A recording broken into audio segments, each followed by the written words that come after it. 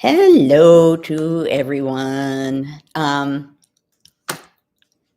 It is 10:46 on Tuesday, February 10th, and I am back. Uh, Very cold outside the last few days, but it's nice and warm in here. I do tonight have something that I'd like to talk about. Hello, people are beaming in. Something that might have gone undetected by many people, we shall see. But something that is worth noticing, I think, because it, on the one hand, is much like everything else at our time, in our time, meaning partisan, confused, and unraveling. But also, there are aspects of it that are hope providing in a way. So, this is what I want to discuss this evening. Hello, Maine, Virginia. Oh, Minnesota, applauding you, you Minnesota person who's beaming in here. I think about you guys every day. Okay, so what I want to talk about today, and I'll be curious, it's very hard for me to keep up with the comments, but I'll be curious if anyone has picked up on the National Governors Association controversy that's been sort of brewing. I think I probably posted about it somewhere online at some point. So the National Governors Association, I'm going to talk more about that in a minute. Apparently they are having, I guess, an annual meeting, which they normally do in Washington. It's 10 days from now, I think the 19th through the 21st, maybe in Washington, DC. And normally, traditionally, part of their annual meeting is a meeting at the White House and a dinner at the White House. And that's not, the National Governors Association this year will not be fostering that. There you go. Okay, Katya is totally picking up on what I'm going to talk about. Says, my Governor Moore was one of the two Trump disinvited. Yes. So this is what I want to talk about. So Trump apparently uninvited specifically two Democratic governors, one of them being the only Black governor in the United States, Governor Moore, which Katya just brought up. And there was a kind of a chain response, right? So two Democratic governors were just told they're not invited. So first, Democratic governors apparently wrote and published a letter saying that if they're not all invited, they're not going to come. Logical. And then the organization as a whole said, as I suggested a moment ago, actually, we are no longer going to formally sponsor this event. Right? It doesn't, and who knows what's going to happen between the 19th and 21st of February in Washington, D.C., but this won't be the traditional sponsored by the National Governors Association meeting, I think, with cabinet members and then a dinner. So let's talk for a few minutes about the National Governors Association. Yeah, someone here, is it M. Griffin, says, good for them for canceling it. Well, this is yes, but complicated. But yes, good for them for canceling. But yes, I support what they're doing. So the National Governors Association was started, I believe, in 1908. And it was meant to be and has served as a way for governors of all the states to come together and, among other things, to deal with their federal relations, with governors and federal relations. Has been a big part of what it does. Now, explicitly, it is a bipartisan association, which makes sense, given that governors are not all from one party. And supposedly, according to the rules, every other year, the chair of the organization comes from one party and then the other, and the vice chair or vice president is chosen from the opposite party as the person who's the chair in a given year. So they make an effort to make this a bipartisan association. And that is the way it has served. And it has been this link between the states and governors to the federal government, which is an important thing because American federalism, the fact that we, in a sense, have sovereignty happening on two levels, the national government and the state level, that was explicitly created during the Constitutional Convention. The idea of federalism was, okay, the national government, a new national government is really scary. We need it, but it's really scary. And we can't leave everything to the states.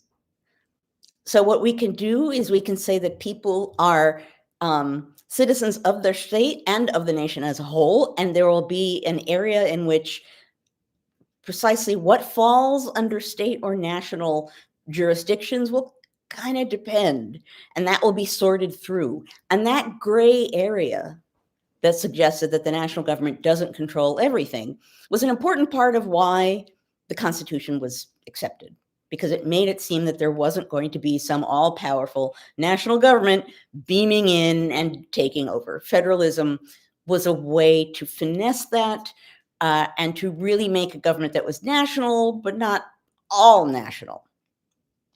So the National Governors Association is a way of managing that relationship between the states and the national government. Now, and that's a wonderful idea, and it has been going since 1908. I have no complaint about that. It is interesting that recently there are some Democratic governors or governors of blue states or governors of states where ICE is particularly active, Minnesota, where the governors have been discussing, if not necessarily acting, on the will to withhold their dues because the National Governors Association isn't doing enough or anything to weigh in on national, ICE agents and what other kinds of national forces are, parading around on streets, grabbing people, shooting people, and whatever else it is that they're doing right now. So it's not as though this was a happy little nest of bipartisanship, but it is a bipartisan organization that, as many have been saying here, has been successfully acting as that kind of a negotiating body, state and national government. So yeah, here's Kathleen saying, if they're not all invited, ain't no one going. Right. So what's interesting about this, I thought of it and I decided I wanted to talk about it tonight, in part because there's an aspect of it that is positive. And that's some of what you guys are picking up on, right? Which is, it's an organization that didn't fold or didn't collapse when the president did, as the president always does, and say, if you don't like me, you can't come within my realm. I will not notice you. I will not give you my attention. I will not help you. I will not give you funds. I'll take funds from you, whatever. I'm going to punish you because you don't like me enough. That this organization, beginning to be faced with that logic, I don't like you because you don't like me enough, didn't cave. And when the second term, Donald Trump's second term began, when the regime lurched into view in this most recent election, we saw a lot of organizations, a lot of press outlets, we're still seeing that, a lot of important people cave, right? Pretty early on, remarkably, just kiss the ring, kowtow, bow down, to a degree that even as a historian who has a realistic understanding of how things happen in American history and organizations that think about one aspect of something that serves them well and don't necessarily all think of the larger good. Even as a historian who has a pragmatic understanding of politics and a long view of it, I was surprised at the speed with which some of this caving was happening. So even someone who has been studying the politics of this country over the long view, I was stunned at some of it. Really? Really? You're not gonna, you're going to, you're, huh?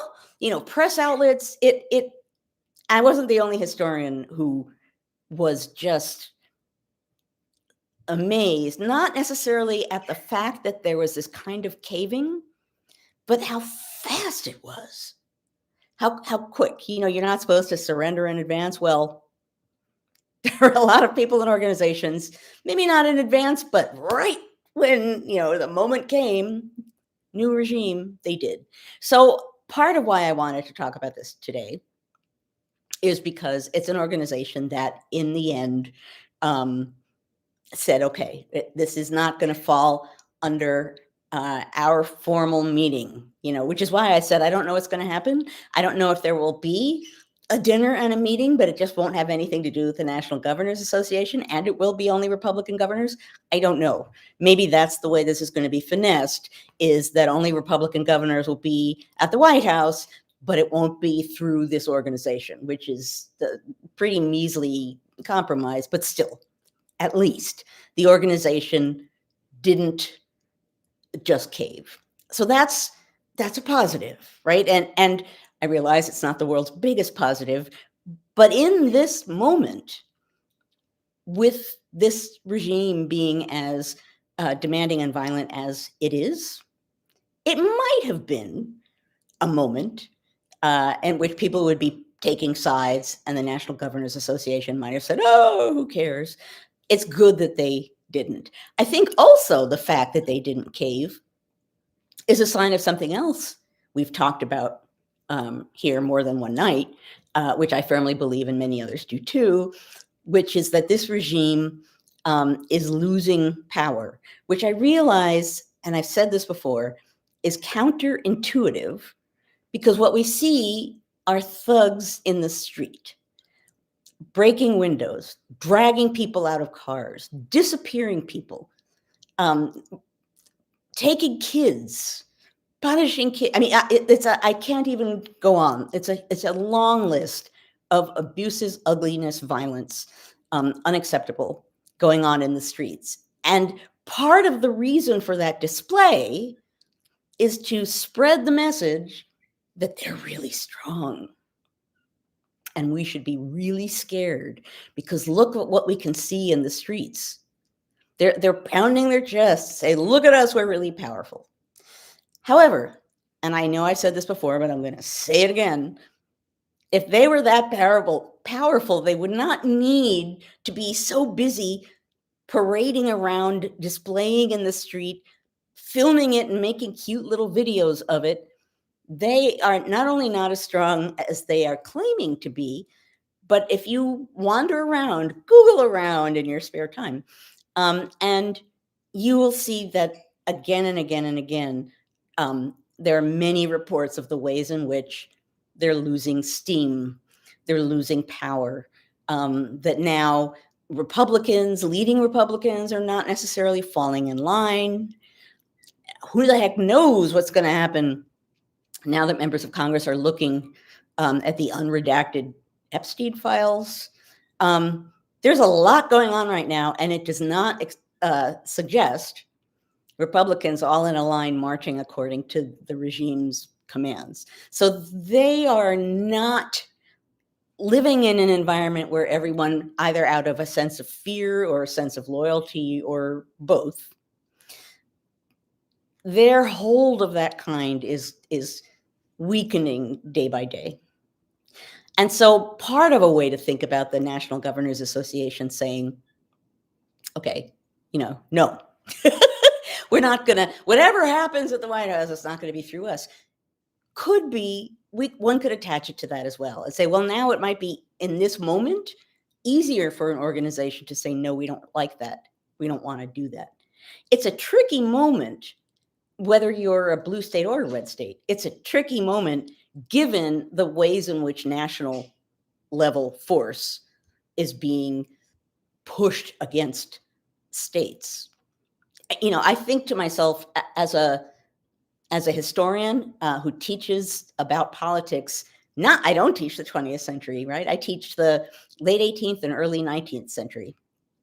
Even so, I think I don't think I'm ever going to quite be able to teach about confederations and the states and how they get along and how they don't get along and how they're managing with the national government. I think that I'm going to have to re-inform myself when I talk about what could or couldn't work in the past, or how things did or didn't work in the past, because we're living in a moment where things are being acted out in a way that in my lifetime I haven't seen before, and is suggesting all kinds of new things. And I realize that you would think that would be a really good thing for a historian. Oh, new idea I'm having. And on an intellectual level, yeah, it's a good thing. On an American citizen living day by day level, I'm not enjoying it as much. So part of me is intellectually fascinated, but that's not the part that's in the foremost part of my brain. Most of me is where I think a lot of you guys are, which is living in the moment and not being very thrilled about what we're seeing.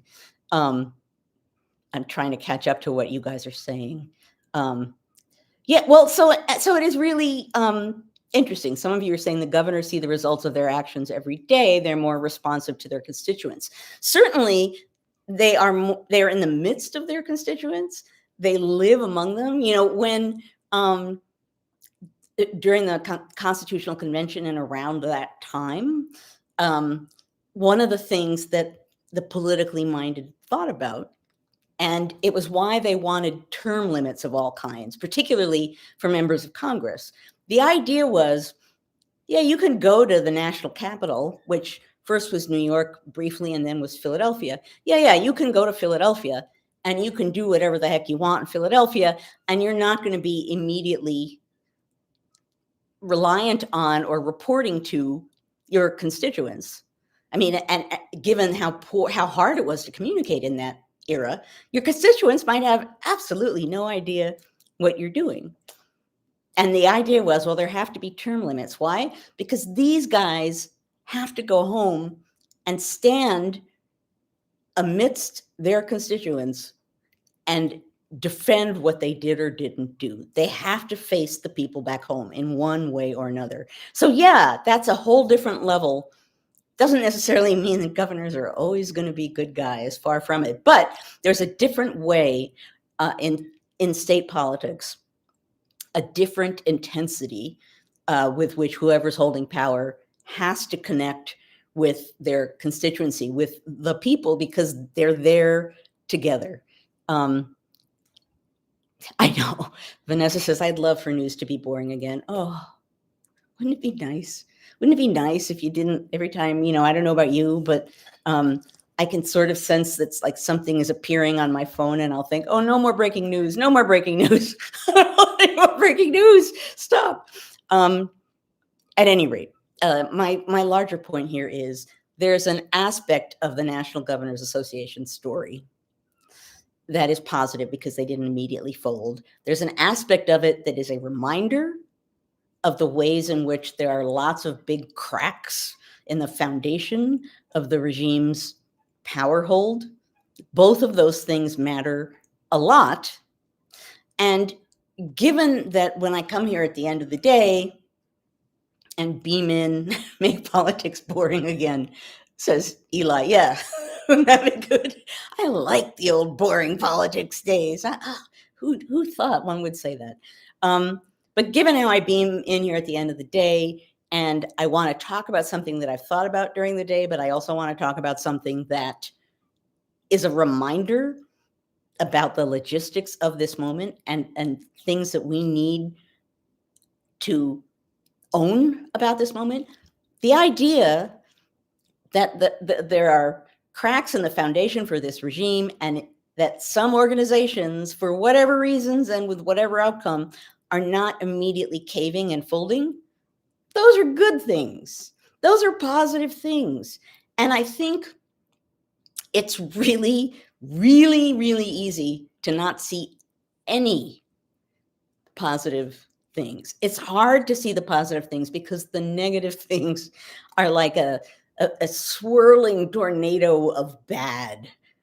And it's like one thing and then another thing and then another thing and then two things that blend together and create a third thing. And that we're just constantly like a tsunami of bad. We're all living with that. And, it's intense. It's not helping our health at all individually. It's doing damage to all of us. I actually do think, in one way or another, being alive at this moment is not helping our health. And certainly in my case, I can say that it's aging me. I can already tell you that that's the case. I'm not sleeping as well. I'm anxious all the time. So many of you have the same thing. And anyway, I don't know why we're talking about passports here, but passports can be expensive. Actually, if we're talking about passports, before I go back and continue what I was going to say, those of you who can afford aging in dog years, yeah, that's kind of what I feel. Those of you who can afford passports, you might at the same time get a passport card. And I mentioned that only because I didn't know that existed until my old passport expired, I don't know, 2 years ago, 3 years ago. And when I renewed, I discovered this thing called a passport card, which cannot get you to foreign countries. However, it counts as your passport if you're meandering around in this country. And so to me, I do indeed, in this age of show me your papers, I can't, honestly, sometimes, as much as I'm here talking to you, I can't quite believe where we are right now. But in this age of show me your papers, you can carry around your passport card. And if someone is actually going to be responsible enough to actually look at it and take it seriously, you will have that at your disposal. Random factoid that I offer just because I didn't know passport cards. Yeah, see, some of you already know about passport cards. At any rate, the reason why I wanted to bring this up, the National Governors Association, was because it had at least a little bit of a positive spin to it. And I think, again, in this moment, anything that has a positive spin needs to be highlighted because people aren't going to highlight it. They're going to focus on the bad, which, of course, we need to. We need to understand what's happening. We need to focus on it. But it's important to recognize the ways in which the cracks are beginning to show. That's, to me, what the National Governors Association story suggests. I also want to add, I know, who's Nancy, as a Canadian, I can't believe this is somehow normal, carrying around a passport card. I know, right? I mean, I'm sure many of you remember, I remember when it would have felt insane to think that you were going to have to carry around things to prove your citizenship on your person at all times. That you were going to be, the United States was going to be a place where people are routinely disappeared. That due process, the fact that we all we have the right to due process, meaning if you're charged with something, you get to defend yourself against the charge, that there's a process involved and you can't just be grabbed and disappeared without that due process being in play. The fact that we're in this place where I just said, carry a passport card, it's an easier way than carrying your passport. I'm sure I'm with a lot of you. I say something like that, I mean it when I say it, and in the back of my brain, I'm thinking, forgive me, guys, forgive me. How the fuck are we in this moment? So I'm with you, and I think a lot of you feel the same way. I'm with you, and that's right. I don't think we should normalize this by carrying ID. Well, I think we should carry ID. I don't think we should normalize it. I don't think not carrying ID is going to somehow make it normal or abnormal. I think we need to take care of ourselves and our neighbors in whatever way we can. I also think we should not just quietly say, okay, now I have my passport card and I will just go about my business showing my papers. We should never shut up. I mean, again, I don't know if there's going to be a Republican meeting with the president of governors, and it just won't be under the guise, under the banner of the National Governors Association. I don't know. But I do know, while we are keeping ourselves safe, while we are taking care of neighbors and others, which all by itself is a kind of resistance, right? If you're taking care of yourself and taking care of others and trying to protect your neighbors, I've said this many times, that might feel small and might feel unimportant in many ways, but it isn't, because it's the most powerful way of pushing back, which is basically saying, no, you're not going to steamroller us into total submission. You're not going to get us to just kowtow because you look scary. You're not going to get the response you want. I thought this about the amazingly racist cartoon that the president posted a few days ago, in which he put the Obama's face on monkey bodies. I still can't quite, I can believe it happened, but I still can't quite. But here's the thing that's interesting about that. So he did it. And initially it was, oh, it was a joke. It was a meme. You guys, like, you're always, you snowflakes, always get so upset about everything. Like, get angry about something that matters. That didn't last very long. And then it became, oh, he didn't do it. An intern did it. An aide did it. Who did it? We don't know who did it. Why? Because, and I think this is happening over and over and over again, they are not getting, the regime is not getting the response they assumed they would get. They're getting more pushback than they might have thought. They're getting more of a negative response than they might have thought. And national governors might be another case of that sort, in which they thought it would be okay. We're going to disinvite a few Democratic governors, the only Black governor, thanks very much.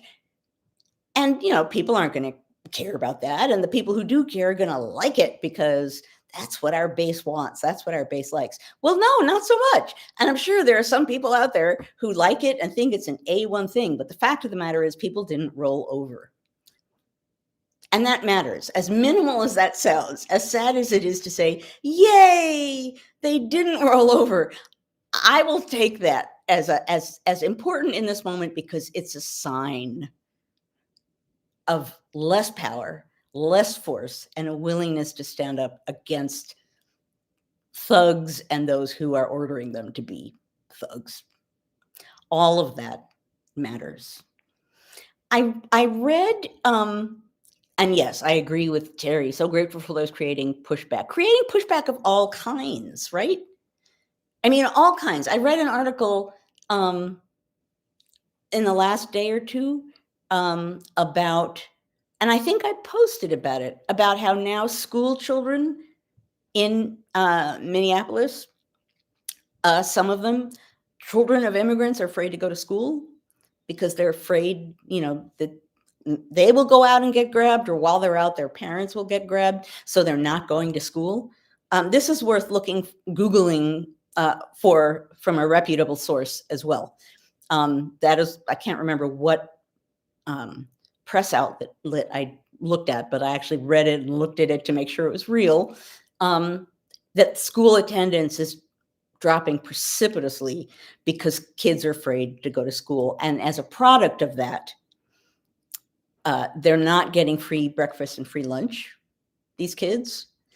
And so they're going hungrier than they would have gone otherwise. And as a result of that, people have now organized, and they are putting together breakfasts and lunches and delivering them to the students in Minneapolis. And I think I must have read that this morning. And what I thought to myself was, if I hadn't stumbled across this article, that's invisible, right? We wouldn't know. I wouldn't know that that was happening, that kids are afraid to go to school, that they're going hungry because they're not in school, that people organized to get them food. That's remarkable. That's the we. That's a big we. That's people who didn't sit back and think, well, that's a shame, isn't it? No. We have to act. How could we act? Organize, act. Lamara says, you donated to a fundraiser doing the same thing in LA. Right. That is a wonderful example of a we, and it's particularly wonderful because it might be invisible to many, but it's hugely important to the people there. And I think that's important to remember too, is that I'm out here preaching the gospel of we every time I come here. And I say all little things matter, but it's important to remember there are things like that happening everywhere. Invisible things that people are doing that make an enormous difference in the lives of people who are living in the midst of bad on an immediate, everyday, out in the street level. We don't see those things. Many of them are invisible, and that matters enormously. We need to bear that in mind and have faith in that because it matters. That's the heart and soul of the American people, is what that is. That's people standing up for people. That's people realizing that the regime is assuming they can do what they want and everybody else will be scared and roll over. And they're saying, sorry, actually, we're here and we're not just going to roll over. We're going to respond. That's important to remember. The gospel of we. That's right, Mr. Rogers. Who knew that Mr. Rogers would take on such political resonance in this moment? But it does. And think about that.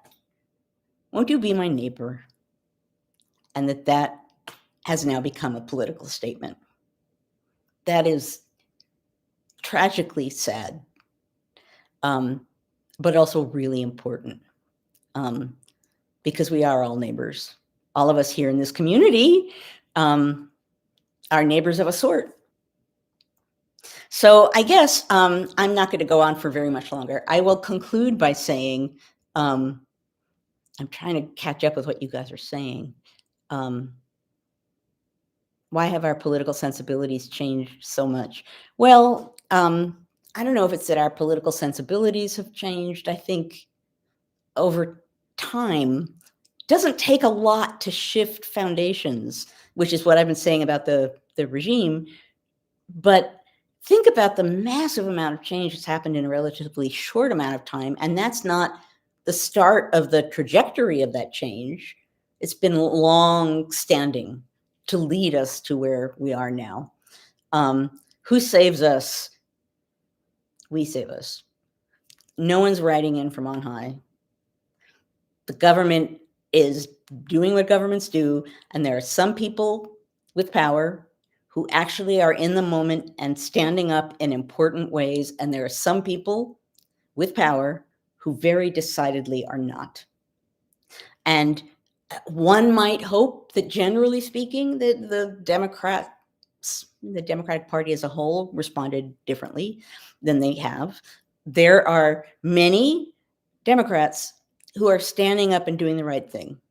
And I don't want to naysay the Democrats at a moment where what we should all be doing is uniting against the thuggery. But there are some people who are standing up and being loud and being proud and being strong and being seen. And some of them have power and some of them don't. Some of them are us. Some of them are normal people on a local level who dare to speak up at a city hall meeting, who dare to be in the street with a camera filming what's happening, who dare to call out the transgressions that they see every day around them, who dare to call these bad is not the right word, these honestly immoral, evil things that we're seeing, to brand them that.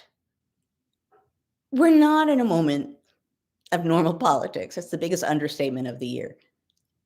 We have to never, never forget the degree to which what we're seeing now is abnormal. And I realize that that's hard, because the more you see it, the more it seems normal, even if you're not thinking of it that way. But part of the way that you can remain grounded in the idea that it's abnormal is, surprise, being here together. Because we can remind each other of what's normal. Just the simple empathy of us being here and acknowledging what we're feeling together and being here for each other and engaging with each other, that kind of empathy matters. So, I always resort to hokey. I'm always like, I know it's hokey to say this because it always feels hokey. And then I say it anyway, as I will now. I realize it's hokey to suggest that we being here for each other is a kind of resistance. It's a community, and we need to believe that this kind of community is possible and that we can stand alongside each other. And if for right now we're doing this through Zoom, a lot of us are, and will be doing this in other ways as well. I realize someone said, I don't feel so alone. That's part of the reason why I come here. I come here in part because I can vent and then maybe I'll be able to sleep, and I hope I do the same thing for you. And partly because this is a scary time, and I know that we all feel scared, and that we feel alone, and that we sit at home not quite knowing what's happening. I understand that. I'm there with you. But the solution to that is the deep-seated knowledge that you are not alone. You are part of a we. And then the comments flitting by are just a reminder of the many we's that we live in that might be invisible, as the people in Minneapolis getting food to kids who aren't going to school, that might feel far away if it's local or if it's on a state level with the governors. All of these things that might feel detached or distant or unimportant. You pull them all together and you begin to get the kind of fuel that can bring momentum and ultimately foster change. We're not talking about an immediate change. I feel the need to say that. As much as I want us to be here together and understand that coming together is, however we get through this, it's going to be with us being together. I don't want to give false hope and suggest that, like, if we all come together, then in 3 months, I don't know how long this is going to go on. No one does. And if someone pretends to, they're pretending. Regardless of that, now we need to understand that our strength is in each other. Our strength is in each other. Our neighbors, our communities, our friends, our loved ones, our communities and groups that we are forging in this moment. That's where our strength is. And maybe the National Governors Association acted as a group in a good way. I don't know that yet. But the fact that they didn't cave, I'll take a hold of that. I'll cling to that. I'll say that that's a good thing. I don't know how big a victory it is, but it's a good thing. And we need to notice those things, which is why I wanted to talk about it tonight. Okay, so yes, okay, so I see people finding their way to the way that we normally conclude, which is what I'm going to do so that I can hopefully go to sleep. And yes, there are many unsung heroes. Many, many, many unsung heroes out there in the world. More than one can count. And that's important to remember too. Okay, so our big we, all of the we, needs to be well supplied with chutzpah. Someone responding to this online said, "What's chutzpah?" And I know we already described it. Chutzpah is like guts, gall, nerve. Chutzpah is good. That's what it is. It's Yiddish. It's good. So we all need our chutzpah well supplied with chutzpah. We all need to do a version of what I just talked about today, which is to be there for our neighbors. And we all need to be strong and of good courage for ourselves and for each other. So everyone be strong. Yes, Rosie offered some peeps, so even she's here this evening. Be strong and of good courage. I, as ever, thank you for being here, folks. You are a sign of hope, just the fact that you're here. I love the fact that you're here. I love you guys. Well, you're really all peppy, aren't you? I think she wants to go to bed. At any rate, I love you guys. I love you guys for being here. I love you for being a we. And I will be back very soon with more to say on some other topic that will beam into my brain over the course of the day. Until then, take care. Stay warm, those of you who are in not warm places. Love yourselves and love others as well. And I will see you guys soon. Bye, folks.